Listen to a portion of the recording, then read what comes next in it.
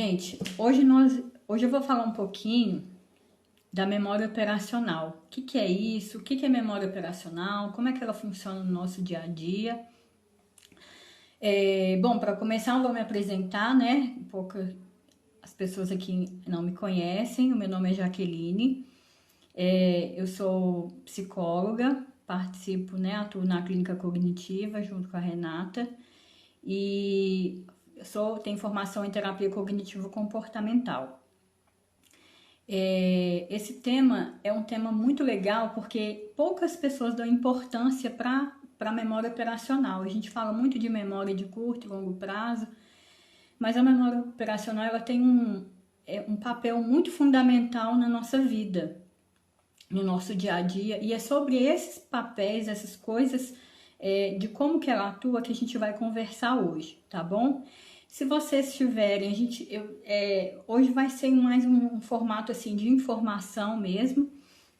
Caso vocês tenham dúvidas, podem escrever em um papel e aí depois, quando eu abrir para perguntas, fica mais fácil para eu poder responder, tá? Se vocês ao longo de quando eu estiver falando, tiverem dúvidas, anotem que aí mais no final eu vou abrir para perguntas e aí a gente discorre, a gente discute, porque às vezes a gente está falando de um assunto específico, né?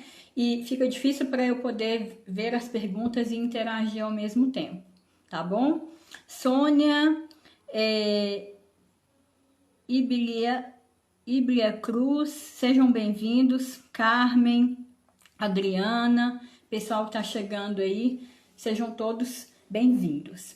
Então, olha só, começando então, a gente vai falar um pouquinho o que é a memória operacional. Antes de eu entrar direto para a memória operacional, eu vou começar falando a respeito das funções executivas, porque a memória operacional é uma delas, tá? Vocês já ouviram falar de funções executivas? Já tem algum conhecimento a respeito? Se tiver, dá um joinha aí, ou se não, um joinha para baixo ou não, enfim, a gente vai participando ao longo, em alguns momentos eu vou realmente pausar um pouco da minha fala para a gente poder interagir, e aí as perguntas que vocês tiverem sobre o assunto, né, perguntas mais específicas, é que a gente vai deixar para o final. Mas essa interação é legal para a gente poder conversar, entender um pouquinho, eu também saber como que vocês estão entendendo, tá? Então, nós vamos fazer dessa forma, legal? Bom, então, funções executivas. O que são as funções executivas? É um conjunto de habilidades que são fundamentais para o controle consciente e deliberado dos nossos pensamentos, das nossas emoções, das nossas ações, né, que são os nossos comportamentos. Então, existem, dentre várias funções executivas, nós temos três que são principais, tá? O controle inibitório, a flexibilização cognitiva e a memória operacional. Eu vou discorrer um pouquinho dessas três e eu vou aprofundar na memória operacional, tá? O controle inibitório é a capacidade que a gente tem de fazer intervenções mentais antes da nossa ação. Por exemplo, quando eu vou falar algo com uma pessoa, eu paro, penso se aquilo eu devo falar ou não. Quando eu estou em uma conversa, como que eu ajo, se eu devo interromper ou não, são essas pequenas ações, todas elas fazem parte do controle inibitório. Então, eu começo a filtrar os meus pensamentos antes de agir. Resisto a tentações, as pessoas que, por exemplo, conseguem fazer uma dieta bem adequada, né? Então, resistir a ações específicas contra a própria vontade, né? Então, significa que ela tem um controle inibitório bom, tá?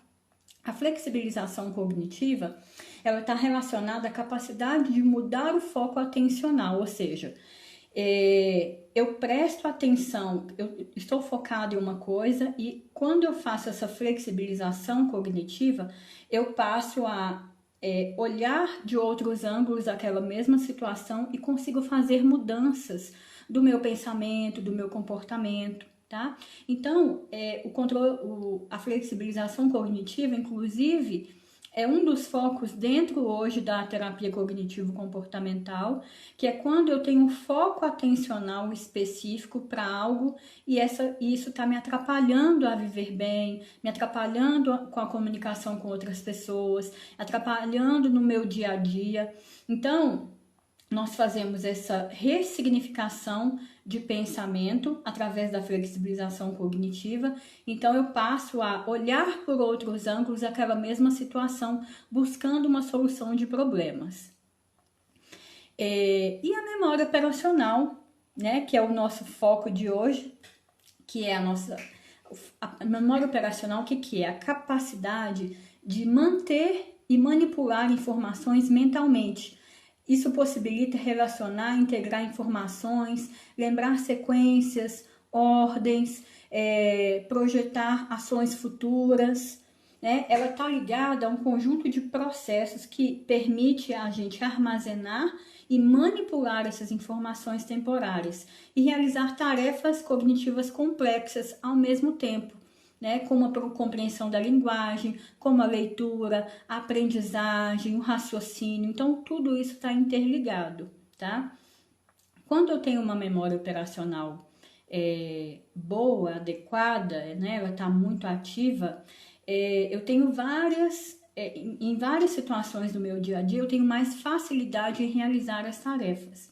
A gente pode exemplificar a memória operacional como uma área de trabalho. Por exemplo, quem aqui trabalha com computador e com programas simultâneos, por exemplo? Tem alguém aqui que trabalha assim? Dá um joinha aí né, pra gente poder interagir ou perguntar a respeito disso. Como é que funciona para você que trabalha com essas atividades? Por exemplo, no computador, vários programas ao mesmo tempo, onde você precisa buscar informações ou outras complementares para executar o seu trabalho. Tem alguém aí que trabalha assim? Quiser falar de que profissão que é, né, para a gente poder exemplificar? Então, funciona nesse sentido, tá? Então, eu tenho uma área de trabalho onde, dentro do que eu preciso executar, eu preciso ao mesmo tempo de várias informações. E a memória operacional é que me dá esse tipo de informação. Eu busco os elementos necessários e eu executo a tarefa. Ok? Bom, o que ocorre, então, para cumprir esse papel? Né? Então, a memória operacional ela faz esse papel gerenciador aí do cérebro, né? Fazendo uma varredura em outras áreas do cérebro para certificar de que essa informação é nova ou é uma informação que eu já tenho, em que eu vou apenas buscar, ou se ela precisa ser aprendida, né? Ou seja, formar uma nova memória. Caso seja útil, né, formar essa nova informação, então ela vai atuar de uma maneira a armazenar essa informação, ou seja, a gente vai captar a informação, tá? E vai armazenar para depois utilizar. Então, dentro, né, a gente fala de memória aí de curto e longo prazo. São tipos de memória, por exemplo, de curto prazo, onde eu estou armazenando ali apenas temporariamente aquela informação. As de longo prazo são as que a gente memoriza por meses, anos, enfim. É um tipo de memória mais onde eu consigo armazenar a informação por um longo período. No processo de memorização, ele ocorre com três etapas principais. A codificação ou a percepção, que é onde eu vejo aquela informação e ou eu vou buscar no meu banco de dados, se ela já está, e vou reclassificar, eu vou categorizar, né, digamos assim. Ou seja, eu assimilo aquela informação com as informações que eu já tenho. Se eu vejo que não tem essa informação ainda, eu vou armazenar, eu vou reter essa informação formando uma nova, um novo banco de informações. E na terceira etapa eu vou recuperar, eu vou evocar essa memória, essas informações para uma nova tarefa que eu tenha aprendido. Então, através da memória operacional, a gente retém elementos necessários no cérebro enquanto a gente realiza uma determinada tarefa, ok? Por que ela é tão importante? Vou dar uma pausinha aqui e vamos ver, eu vou dar alguns exemplos, tá? Mas do que vocês já conhecem, o que vocês acham que é importante para a memória operacional? Vocês já tinham algum conhecimento disso? Isso é novo? Como que é? Por que vocês acham que ela pode ser importante?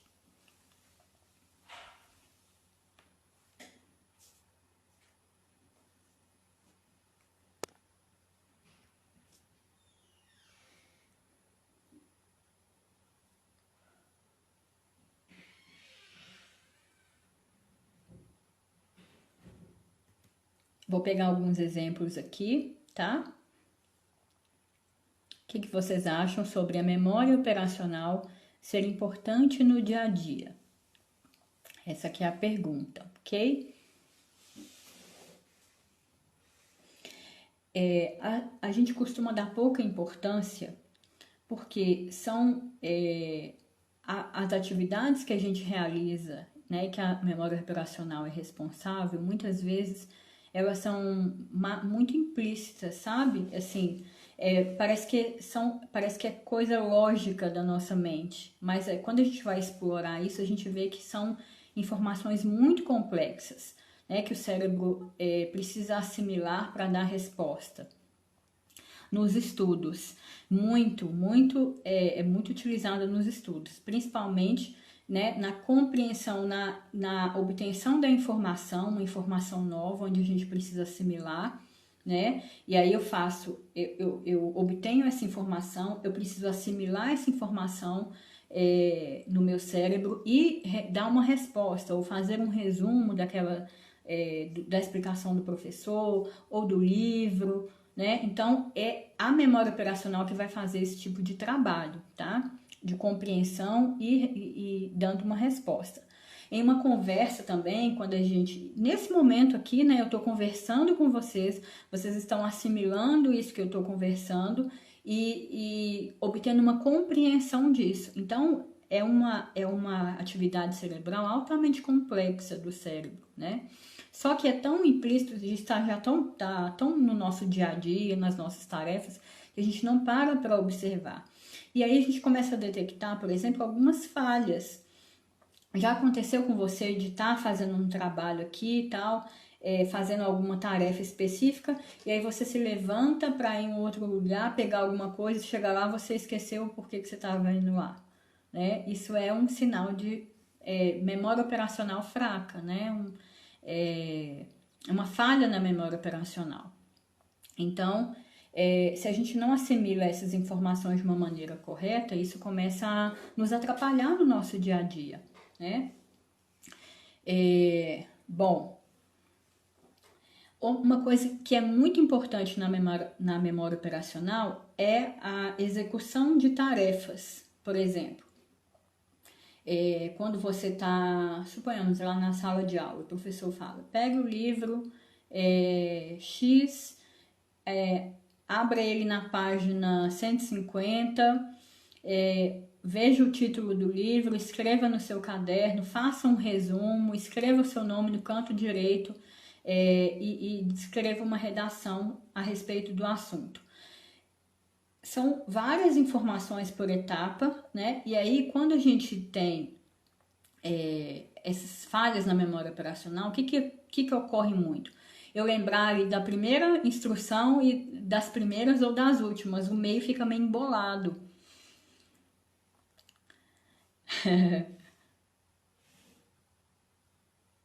E aí, Marília, sempre me acontece? Como assim, Marília? Me explica um pouquinho do que você está falando. Bom, sempre te acontece. É justamente isso. Então, na hora que a gente tá obtendo essas informações, essa assimilação desse passo a passo do que eu preciso fazer, quem me dá é a memória operacional. E isso é muito legal, por quê? Porque quando a gente vai fazendo essa ativação, através de exercícios, tem várias coisas, várias formas da gente poder melhorar isso, né? Tanto a nossa comunicação, as nossas habilidades sociais, isso vai mudando também, né? Isso também vai melhorando. Então, ela está interligada com várias coisas nas nossas atividades do dia a dia, nas nossas interações sociais, né? E aí, por exemplo, reter informações quando a gente presta atenção a outra coisa, é aquela coisa, né, de fazer 2, 3 coisas ao mesmo tempo. Então, essas assimilações.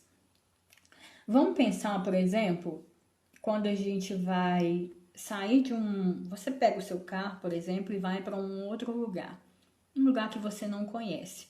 O fato de você conseguir dirigir, conseguir prestar atenção no trânsito, conseguir prestar atenção no GPS ali que está te indicando o caminho, né? Olha quantas atividades complexas estão acontecendo e para que você chegue ao local, né? Lembrar que existe um caminho que pode ser melhor que esse que você está fazendo.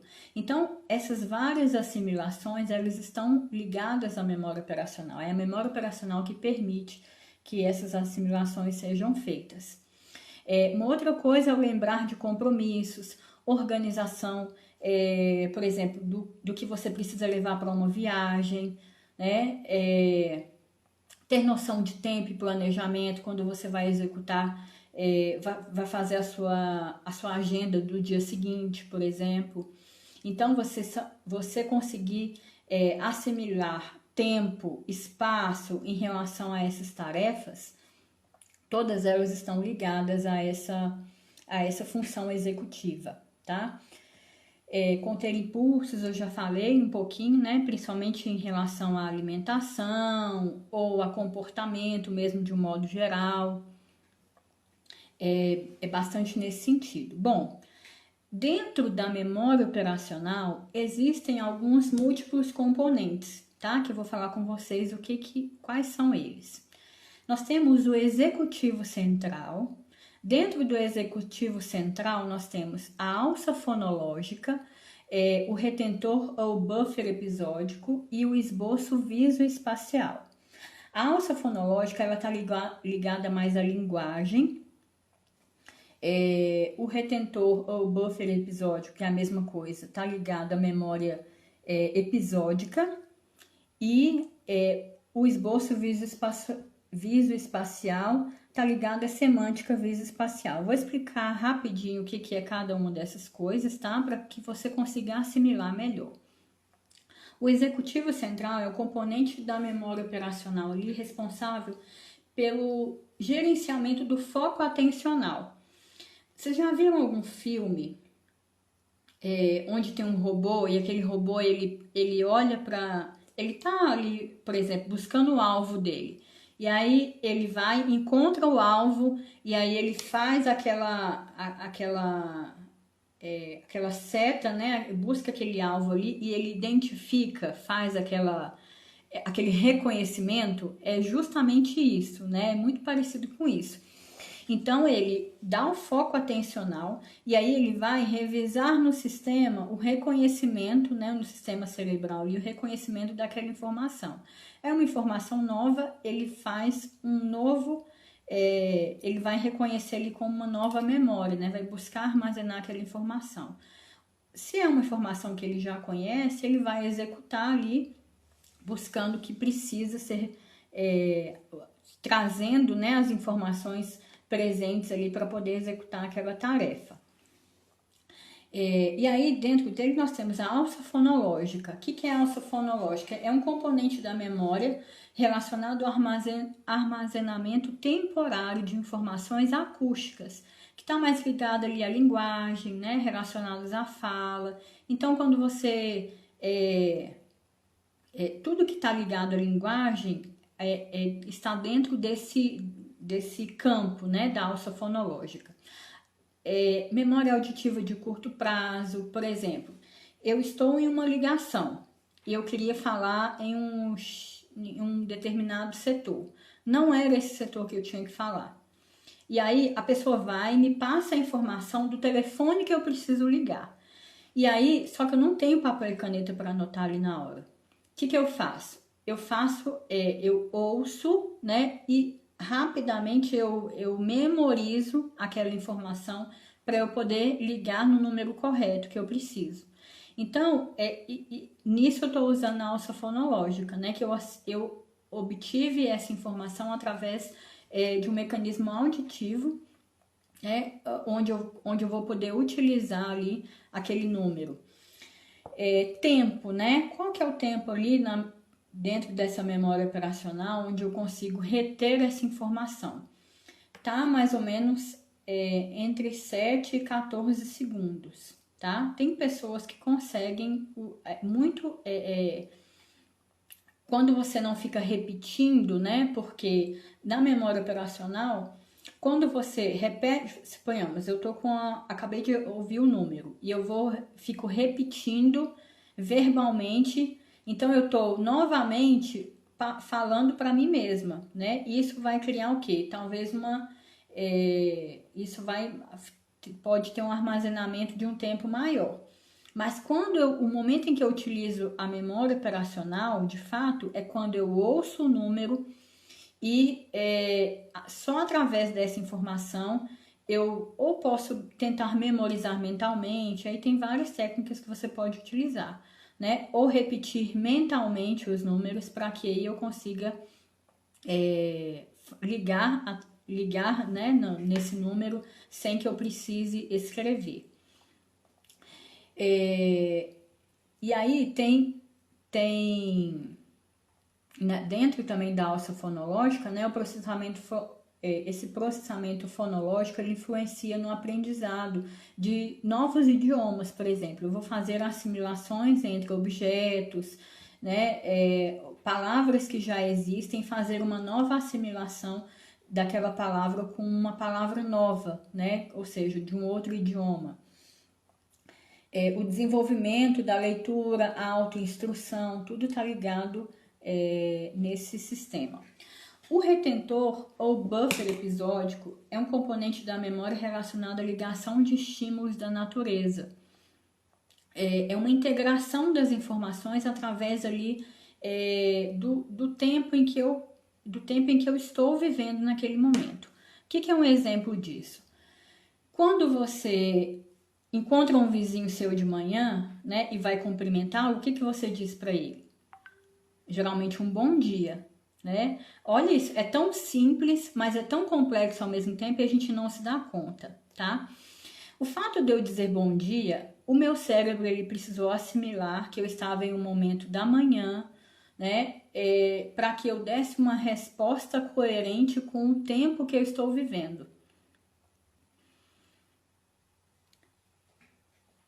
Tânia, depois a gente fala sobre isso, quando eu não consigo nem repetir. Aí é falha na memória operacional, tá? Mas a gente vai falar um pouquinho disso mais pro final, tá bom? Então, no momento em que eu tô ali entendendo o meu espaço, o tempo que eu estou vivendo, o cérebro ele precisa fazer todas essas assimilações. Quando eu encontro com alguém à noite, eu digo boa noite, por exemplo, né? E é uma associação que nós não percebemos, porque a gente faz tão naturalmente, digamos assim, a gente não para pensar na complexidade que isso é para o nosso cérebro, tá? O esboço visoespacial, que é o último, um componente da memória operacional relacionado ao armazenamento temporário de informações visoespaciais. Como é que funciona isso no nosso dia a dia? Informação sobre movimento, né? Movimento e espaço. Então, por exemplo, se você sai para comprar um item para pôr na sua estante, por exemplo. Na hora que você encontra um item legal, o que o seu cérebro assimila? Ele vai fazer o campo, ele vai trazer o campo visual do lugar que você quer que aquele objeto fique e é como se fosse uma assimilação, né? Então você tem noções ali de se o objeto cabe, se ele tem o formato que dê para aquele lugar, né? Tudo isso a gente faz de uma forma muito natural, mas não é, né? E por isso a importância, porque na hora que a gente começa a ter falhas na nossa memória operacional, todas essas funções, as mais simples que a gente acha, elas ficam prejudicadas, né? Uma coisa muito legal, por exemplo, quem engordou ou quem emagreceu demais, né? Ou seja, eu tenho eu tenho mentalmente uma imagem do meu corpo em relação àquela roupa, né? Eu lembro quando eu passei um período na minha vida que eu engordei bastante do número que eu era, eu comprava roupas e eu tinha que trocar, porque mentalmente eu estava me vendo, né? A visão que eu tinha minha era daquele corpo que eu estava antes, mais magra. E aí quando eu olhava a roupa, eu tinha uma percepção irreal do meu corpo, porque eu fiz isso, eu engordei em pouco tempo. E aí eu ia comprar uma roupa e a roupa não servia. Mas por quê? Mentalmente eu fiz essa escolha da roupa baseada na imagem que eu tinha no meu corpo antigo, né? E aí eu precisava de ir lá e trocar. E muitas vezes ficava espantada. Eu falei, gente, esse manequim aqui tá muito grande, né? Mas porque, apesar de me ver no espelho, eu tenho essa imagem, esse esboço espacial, né? Diferente. Isso é muito importante, gente, para quem vai fazer, por exemplo, cirurgia bariátrica, né? Olha como é que isso é complexo.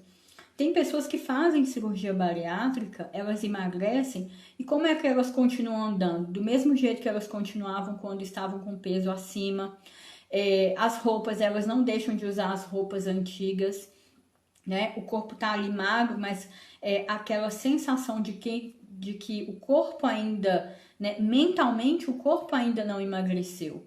Isso é fundamental para que a pessoa tenha novos hábitos, né? E essa é a importância, por exemplo, das funções executivas no processo psicológico que a pessoa faz no pós-operatório, né? Para poder começar a fazer essas novas assimilações do corpo novo, porque isso para o nosso cérebro não é fácil, né?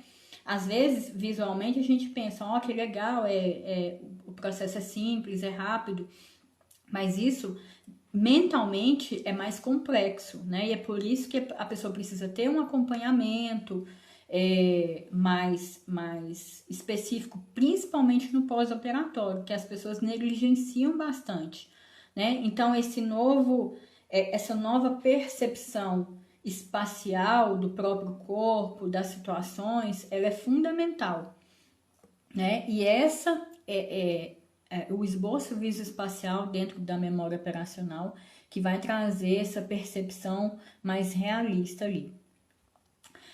E aí, né, dona Tânia, como saber que a minha memória operacional tá apresentando dificuldades, né? Já falou aí de não conseguir lembrar, nem conseguir nem repetir, né? Essa pode ser um indício esse aí de que há sim uma dificuldade, uma falha maior na memória operacional. Gente, hoje eu não vou estender muito hoje, tá? Se vocês já tiverem perguntas, eu sei que dá um tempinho, o que eu tô falando aqui, vocês veem e ouvem um pouco depois, então já tô abrindo aqui para as perguntas, para quem quiser, tá? Mas eu vou só fazer esse fechamento aqui de como é que a gente sabe que a nossa memória operacional ela tá prejudicada.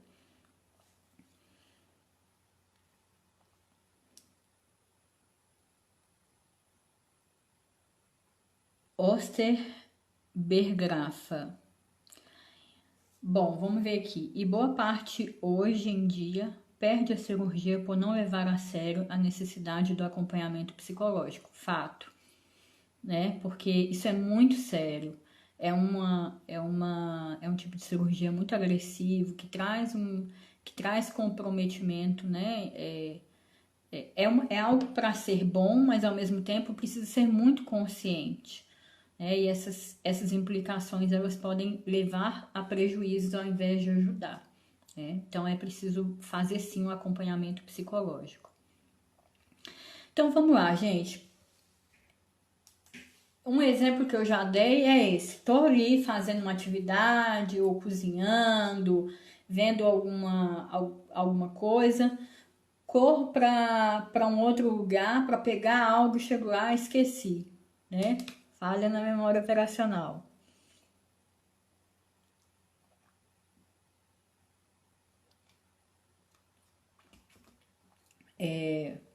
Uma outra coisa, quando a gente está conversando com alguém e aí a gente meio que viaja, né? Eu tô ali conversando, a pessoa tá conversando comigo e eu perco todo o foco do que ela tá falando, começo a pensar, ela fala uma palavra e eu começo a viajar nessa palavra e já esqueci tudo que ela falou, já não tô entendendo mais nada, né?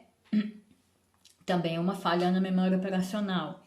Quando a gente tem dificuldade de fazer cálculos simples na mente, sem precisar de papel e caneta, falha também. Não se lembrar das instruções que acabou de receber, né, em etapas. Isso é uma coisa muito legal. Gente, a bariátrica foi o assunto, né? Eu vou voltar desse assunto daqui a pouquinho, tá bom? Mas só para dar continuidade aqui, para a gente não perder o foco, né? Bom, quando a gente não se lembra das instruções, isso pode ocorrer desde a infância, inclusive, né?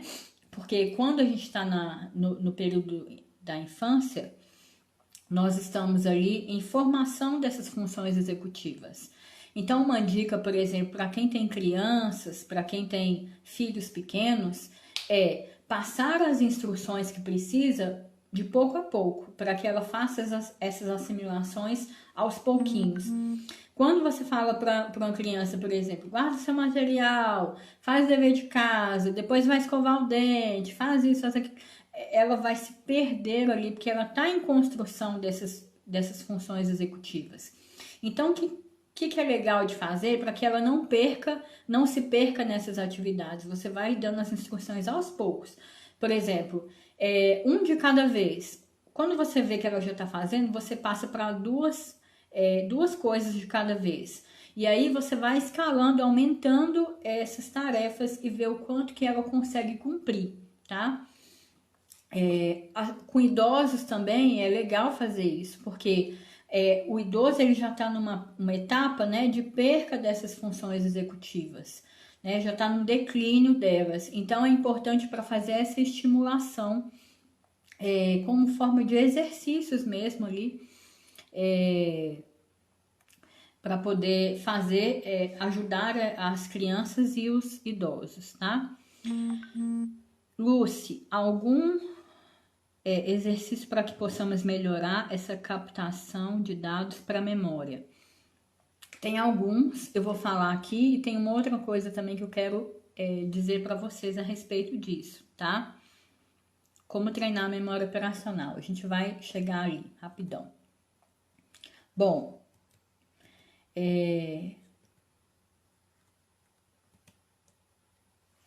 qualquer uma dessas coisas que a gente tenha mais dificuldade, né, a gente pode considerar aí que há uma falha, não que você não tenha uma memória operacional, porque isso é muito escalável, tá? Não escalável, não é muito linear, né? Então, assim, tem pessoas que têm uma facilidade maior em reter essas informações e realizar as atividades, outras têm menos, né?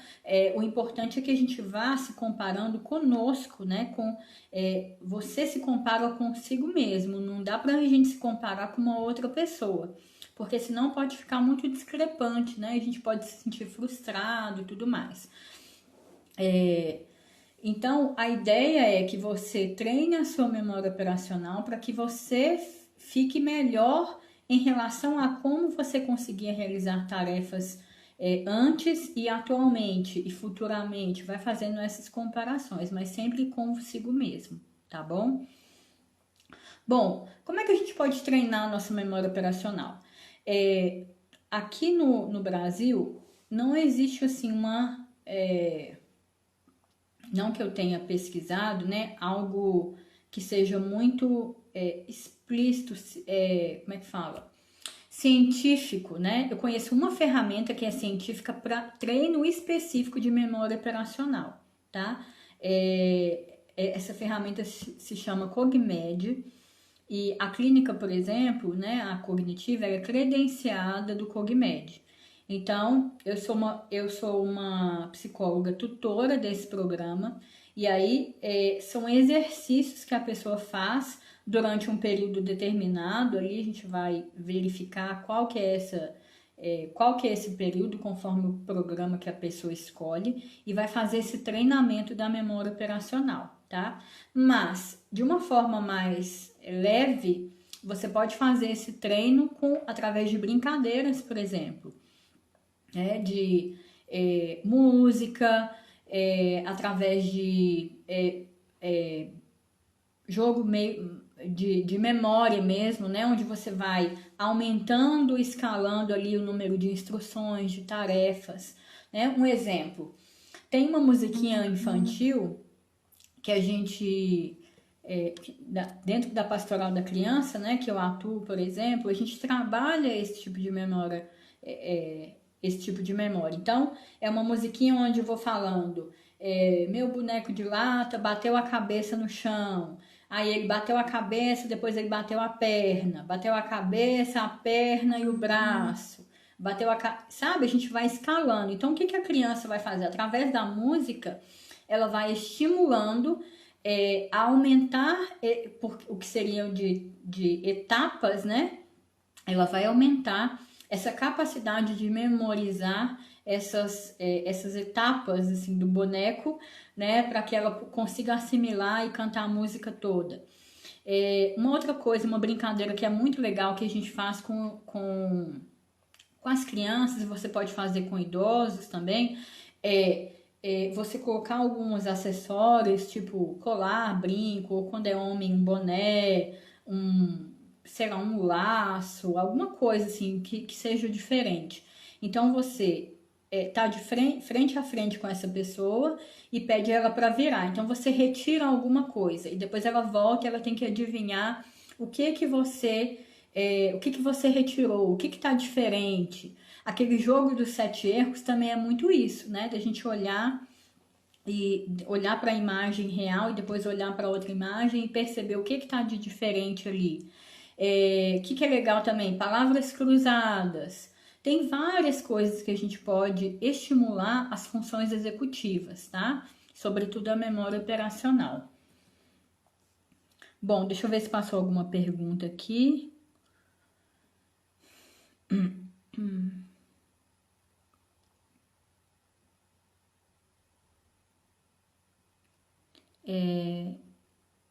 Espaço holístico.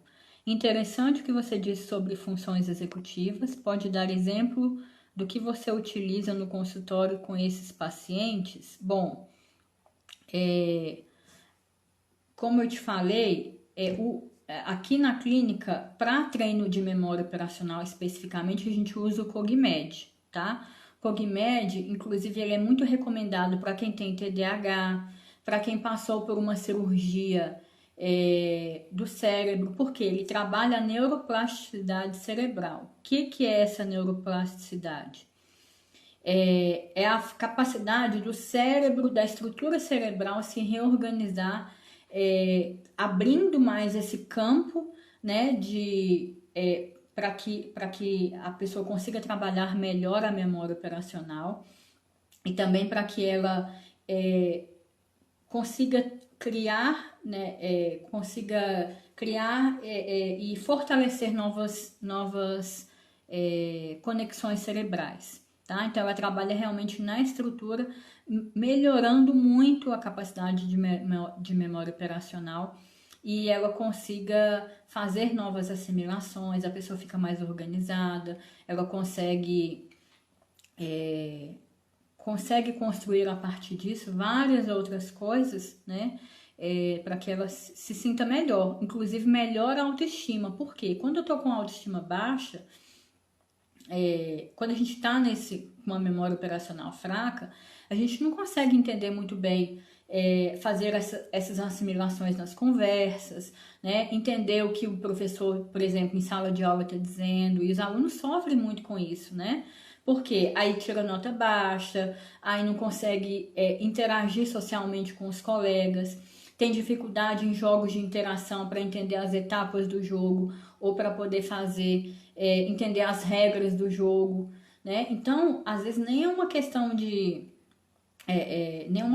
não querer, é de não conseguir mesmo, né? Isso tudo é prejudicial e isso acaba interferindo na autoestima. Então, quando a pessoa trabalha todas essas áreas e ela consegue fazer, né, essas novas assimilações, ela também melhora a autoestima.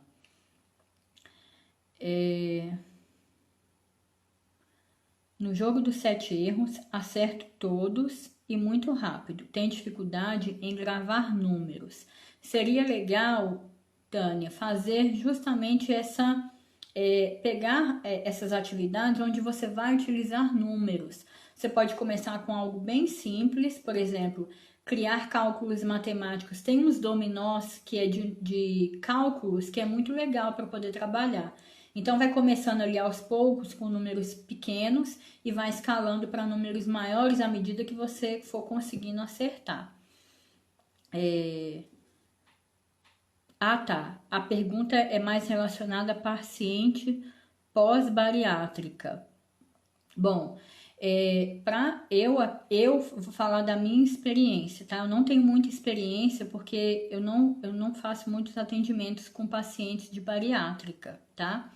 Mas em relação ao conhecimento geral, o que a gente trabalha dentro da terapia cognitivo-comportamental é a função executiva, por exemplo, de flexibilização cognitiva, né? Que é quando eu penso, porque assim, nós vamos pegar justamente o pensamento do paciente, tá? Então, como é que funciona essa estrutura? Pensamento, emoção e comportamento. Às vezes um paciente que sai de uma bariátrica e ele vai depender muito de cada caso, né? Pode ser paciente que ele fez a cirurgia e depois voltou a engordar e se sente frustrado porque ele não conseguiu, ou pacientes que têm dificuldade de assimilar o novo corpo e de colocar novos hábitos, né, no corpo atual.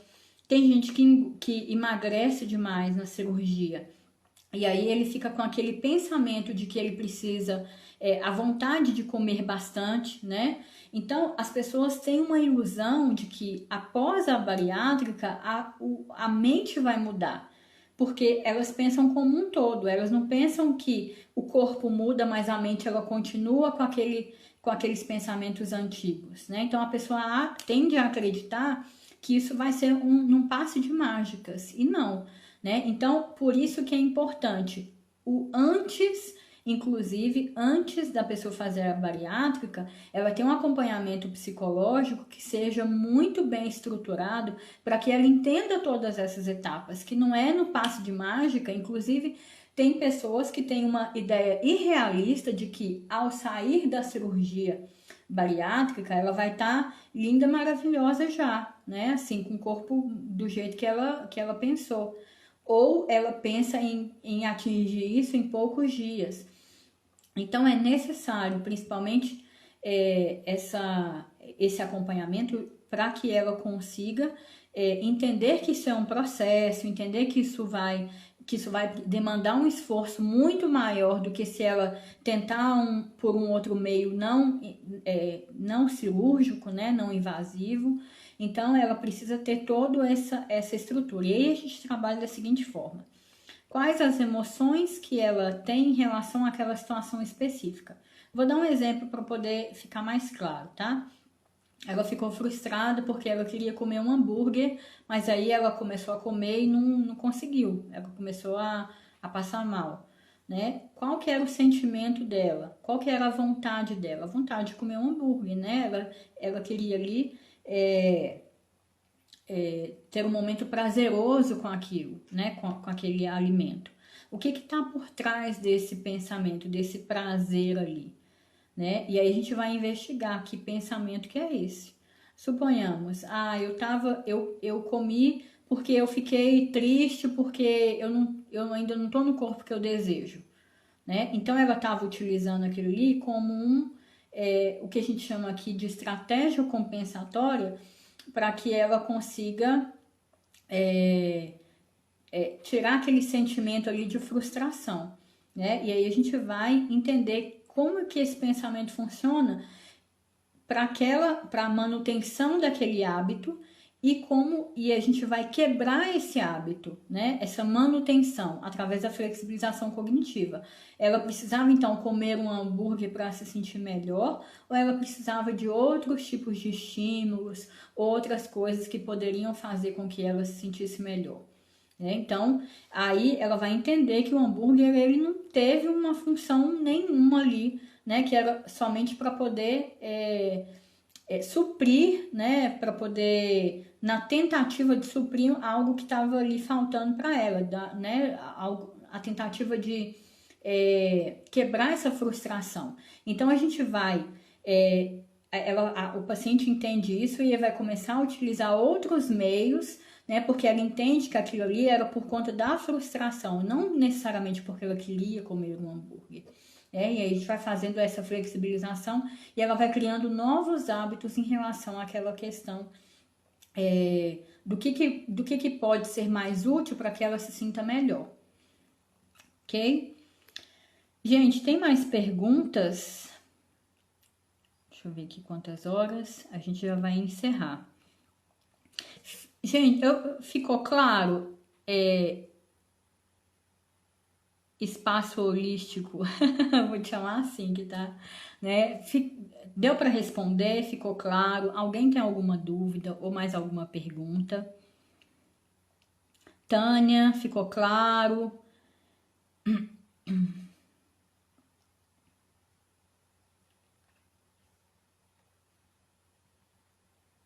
Joia. Bom, gente, é isso. Legal?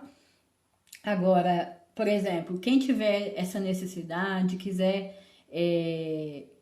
saber mais como é que funciona o treino de memória operacional, esse é um treino de memória operacional específico, o CogMed, porque ele é cientificamente testado e aprovado, tá bom? Então, assim, ele é adaptado aqui no Brasil para as necessidades dos brasileiros especificamente. Legal, Luci. Bom, vai fazendo esses treinos, né? E lembra sempre, né, de fazer essas assimilações. E aí, o que é legal de vocês fazerem em relação às dificuldades, fazer uma lista realmente, assim, das dificuldades que tem no dia a dia e fazer uma comparação do antes e um depois, né, sobre essas dificuldades, tá? Busca fazer exercícios justamente através das dificuldades.